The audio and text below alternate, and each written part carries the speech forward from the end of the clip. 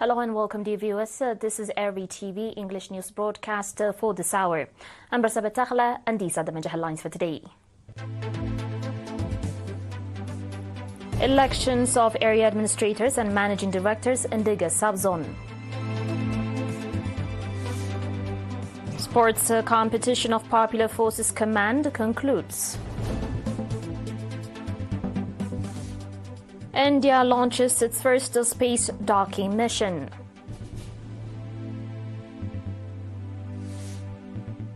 And 2024 fruitful year of China and Zambia ties. On your domestic reports, the election of area administrators, managing directors and village coordinators was recently held across 8 administrative areas of the Diga subzone. In his address during the election, Mr. Humed Ella, the administrator of the Diga subzone, explained that the election was conducted to replace outgoing administrators, managing directors and village coordinators. The newly elected officials expressed their commitment to serving the people who elected them with diligence and fairness.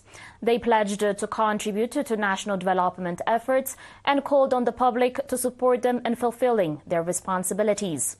Diga is one of the 16 subzones of the Gashbarka region, comprising over 80 villages and a population of more than 35,000 residents. In a similar vein, elections for area administrators and managing directors were held in the 18 administrative areas of the Saganeti subzone to replace outgoing officials. The elections, which took place from 18 to 29 December, saw the election of 36 area administrators and managing directors, including 2 female administrators and 10 female managing directors.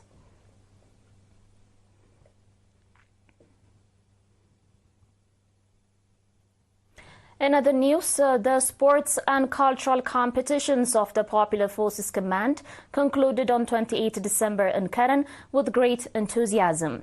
The competition, which lasted for several months, included a variety of activities such as general knowledge contests, debates, arts and sports.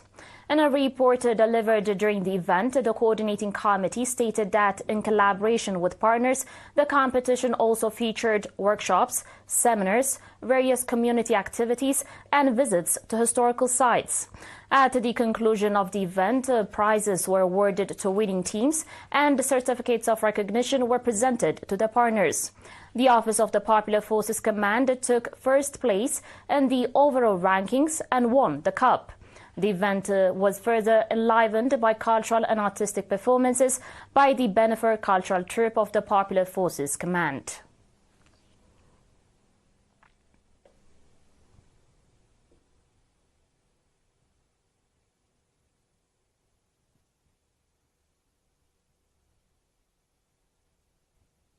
The Office of the Ministry of Labour and Social Welfare in Adaya subzone has provided livestock worth 10,000 nafa each to the families of martyrs and disadvantaged families in the area. The support was extended to 14 families across the Takhonda, Abigrat, Malawiya, Nba Kakwat, Musgolo Zula, Sibraso and Hainema administrative areas. Ms. Medhanit Girmay, head of the branch office, told ERINA that the aim of the program is to improve the livelihoods of the disadvantaged families in the subzone. She also urged the residents to offer support to these families to help them become self-sufficient and stand strong. A similar initiative was carried out in October when livestock support was given to 7 disadvantaged families in the region.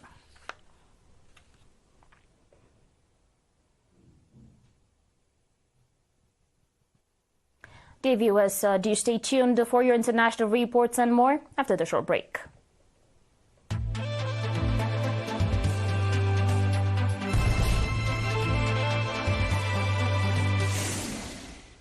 Welcome back. India has launched its first space docking mission on an Indian-made rocket in an attempt to become the 4th country to achieve the advanced technological feat. The mission, called the Space Docking Experiment, lifted off from the Satish Dhawan Space Center in Andhra Pradesh state at 16:30 GMT on Monday, on board the Indian Space Research Organization's workhorse PSLV rocket. After approximately 15 minutes, the mission director called the launch successful after the PSLV C-60 rocket reached an altitude of about 470 kilometers. The mission is seen as pivotal for future space endeavors, including satellite servicing and the operation of the country's planned space station. And space docking technology is crucial when multiple rocket launches are required to achieve shared mission objectives. The Indian mission involves deploying two small spacecraft, each weighing about 220 kilograms, into a 470-kilometer circular orbit. It will also demonstrate the transfer of electric power between the docked spacecraft, a capability vital for the applications such as in-space robotics, composite spacecraft control, and payload operations following undocking.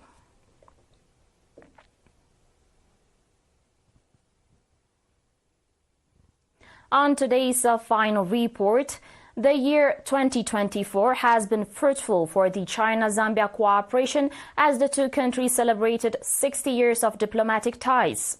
Spurred by the elevation of the cooperation to a comprehensive strategic and cooperative partnership following a state visit to China by Zambian President Hakainde Hichilema in September 2023, the two countries designated 2024 as the Year of Business Cooperation, as well as the Year of Culture and Tourism.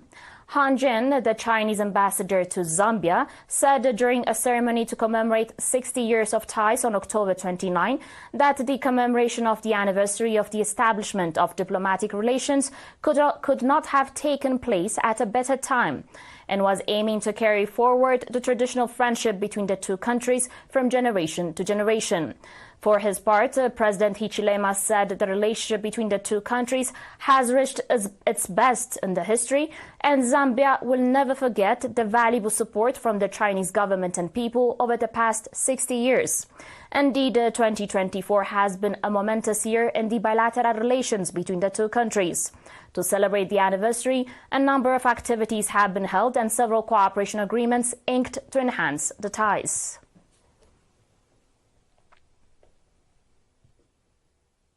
That was all with your domestic and international reports, dear viewers, and now recap of the major headlines.